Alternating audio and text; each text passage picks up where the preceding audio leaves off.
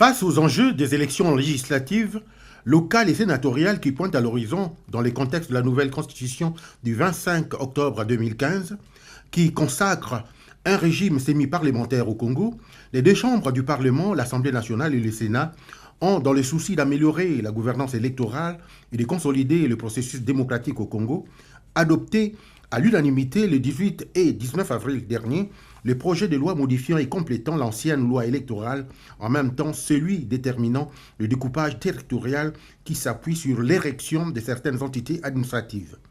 Un pas décisif a été fait dans cette direction, d'autant plus que la nouvelle loi électorale a été l'une des conditions majeures à remplir, telle que l'avait recommandé dans un élan consensuel la classe politique congolaise, les partis de la majorité présidentielle, de l'opposition, du centre et la société civile, à l'issue de la concertation politique nationale qui les avait réunis à Ouesso, à plus de 900 km de Brazzaville, avec comme seule préoccupation régler la question de la gouvernance électorale au Congo-Brazzaville.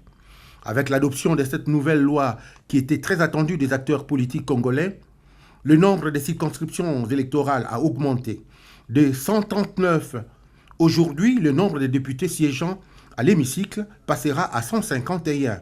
Les conseillers qui sont actuellement au nombre de 886 verront leur nombre s'élever à 1551.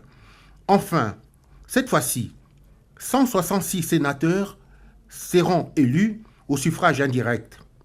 Du côté du gouvernement Clément Mwamba, on met les bouchées doubles en mettant tout en œuvre pour la bonne tenue des élections libres, transparentes et apaisées en 2017 en application de l'une des recommandations des participants à la concertation nationale et politique de Ouesso.